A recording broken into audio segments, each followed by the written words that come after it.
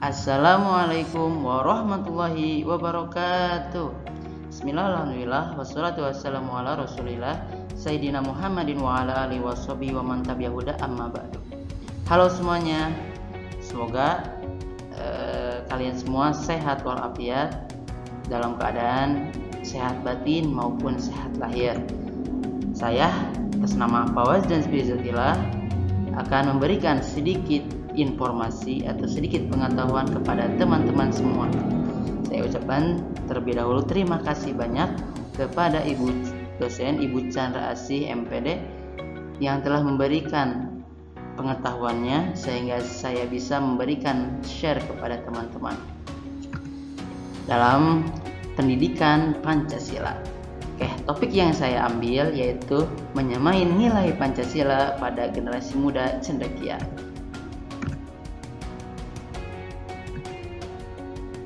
Nah, mulai yang pertama yaitu ada beberapa hal yang akan saya sampaikan, mulai dari pengertiannya, lalu pilar, penerapan, pengetahuan, ada kesimpulan, dan yang terakhir ada saran. Oke, tanpa membuang-buang waktu kita bahas yang pertama.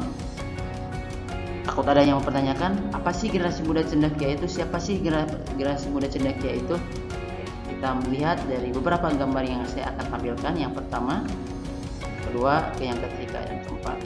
Oke. Yang pertama ada anak bayi, anak balita yang baru lahir, lalu ada adik-adik kita yang masih ada di tingkat SD, lalu ada adik-adik kita juga yang ada di tingkat SD, SMP maupun MTS. Dan yang gambar yang keempat ada nenek atau kakek yang telah berumur tua. Apakah mereka generasi muda cendekia? Tentu tidak. Lalu siapa sih? Kita lah sebagai generasi muda cendekia, yaitu para pelajar atau para mahasiswa yang sedang menuntut ilmu, yang masih dalam usia-usia yang sangat muda dan masih memiliki pemikiran-pemikiran yang luas. Lalu kita simpulkan, apa sih generasi muda cendekia itu? Pengertiannya kita lihat. Menurut Kamus Besar Bahasa Indonesia, generasi muda adalah generasi harapan bangsa. Sedangkan cendekia adalah orang yang tajam pikiran atau orang cerdas, pandai, atau cepat mengerti situasi ataupun orang-orang yang terpelajar. Maka kenapa kitalah sebagai generasi muda cendekia, yaitu para pelajar. Lalu kesimpulan yang bisa kita ambil, generasi muda cendekia adalah generasi harapan bangsa yang memiliki pemikiran tajam dan cepat memahami segala situasi. Namun, akan tetapi faktanya membuktikan bahwa generasi muda di Indonesia saat ini cenderung mengkhawatirkan perilakunya bagi kelanjutan masa depan bangsa ini. Hal ini dapat dilihat dari banyaknya kasus yang terjadi pada generasi muda di Indonesia.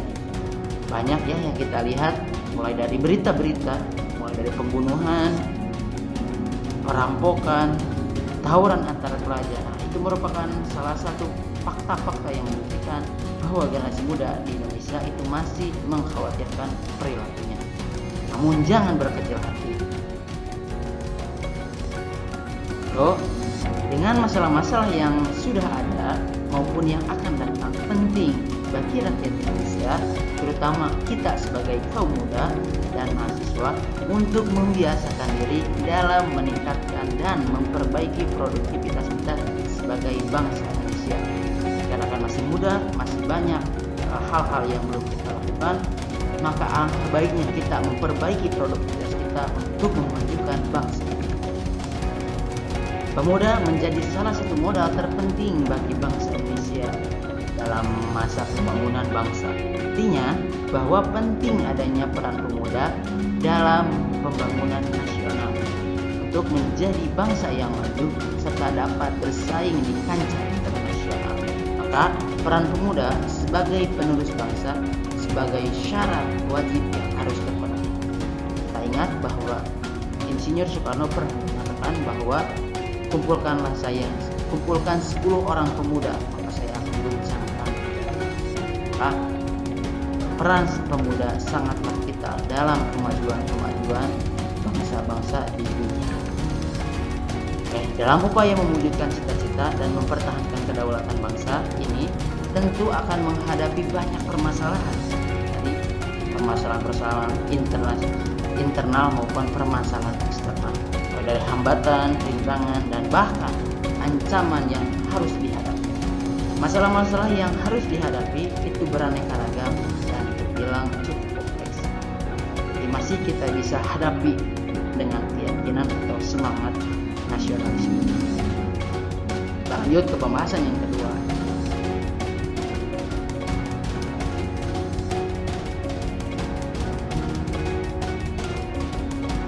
Yang kedua yaitu pembahasan mengenai pilar yang bagi para pemuda.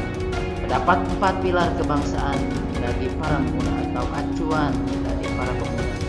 4 pilarnya, yang pertama ada Pancasila sebagai dasar negara atau ideologi negara. Yang kedua ada Undang-Undang Dasar 1445 sebagai peraturan-peraturan yang harus kita tegakkan. Lalu ada NKRI atau Negara Kesatuan Republik Indonesia, dan yang terakhir ada Bhinneka Tunggal Ika. Beda-beda tetapi satu. Oke, dikarenakan pembahasan yang tadi sempat awal kita bahas yaitu mengenai Pancasila, maka saya akan mengambil satu pilar yaitu pilar Pancasila. Terdapat 2 sisi Pancasila sebagai acuan bagi para pemuda bangsa. Yang pertama, Pancasila sebagai leitmotif. Apa itu leitmotif? Yaitu nilai yang ada dalam setiap sila Pancasila dapat memberikan gambaran bagi setiap hal yang akan dilakukan bagi bangsa Indonesia. Mulai dari tadi sila-sila awal, ya, sila yang pertama, kedua sampai yang kelima, itu harus kita gambarkan dalam hal kegiatan sehari-hari kita, dalam hal kegiatan berbangsa kita. Lalu yang kedua yaitu Pancasila sebagai leitstar. Apa itu leitstar? Itu nilai yang terkandung dalam sila-silanya dapat menjadi petunjuk arah jika suatu saat bangsa ini berada pada ruang depan. Jadi penting bahwa adanya nilai-nilai dalam Pancasila ini menjadi acuan atau petunjuk arah bagi bangsa ini yang mungkin ke depan terbangnya akan sangat banyak ancaman sehingga mengakibatkan kita terkadang lupa. Maka dengan adanya Pancasila bisa memberikan petunjuk, bisa memberikan cahaya bagi para kaum pemuda dalam kehidupannya. Kita bahas selanjutnya yaitu penerapan.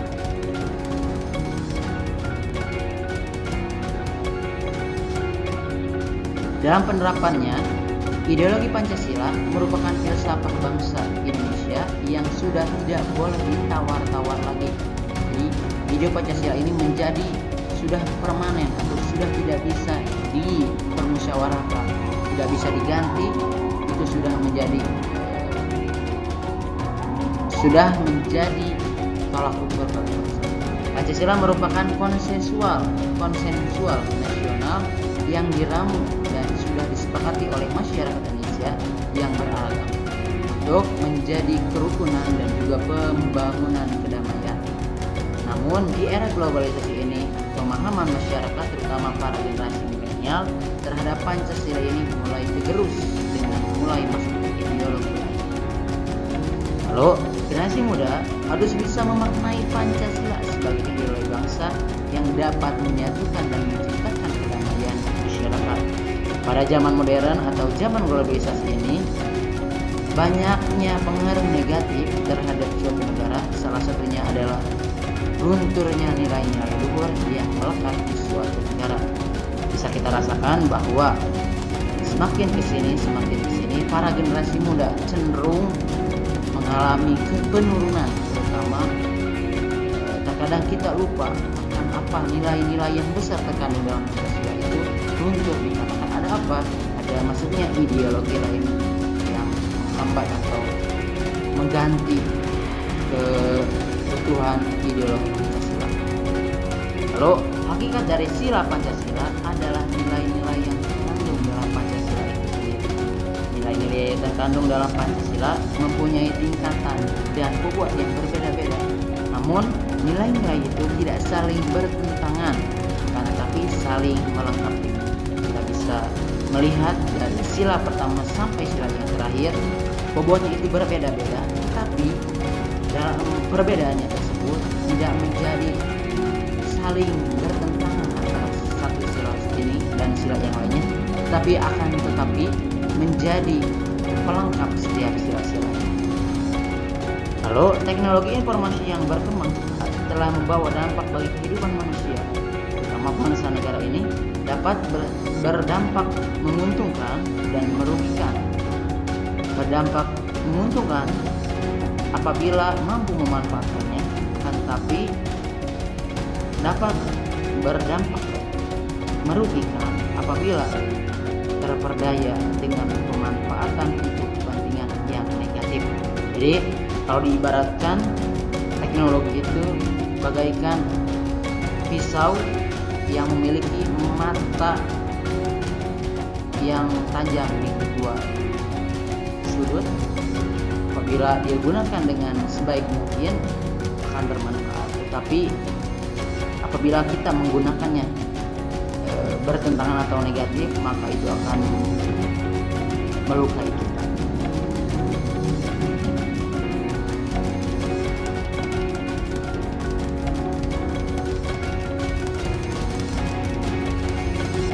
Info pengetahuan, persoalan karakter para pemuda ini menjadi sorotan tajam dalam masyarakat. Berbagai sorotan tersebut termuat dalam media cetak, wawancara, dialog, atau gelar bicara di beberapa media elektronik. Bahkan pendidikan di Indonesia saat ini cenderung lebih mengedepankan penguasaan aspek pengetahuan dan kecerdasan, namun mengabaikan pendidikan karakter. Pendidikan Pancasila diharapkan mampu menghadirkan karakter generasi muda yang tidak hanya cerdas namun juga berakal. Di samping pendidikan, faktor lain juga berperan dalam membangun generasi bangsa yang berkualitas, yaitu adanya rasa iman dan takwa kepada Tuhan Yang Maha Esa. Rasa keimanan dan ketakwaan akan membentengi seseorang dari perbuatan-perbuatan kejahatan. Sebuah pepatah yang berbunyi ilmu tanpa agama adalah rasanya memang benar adanya.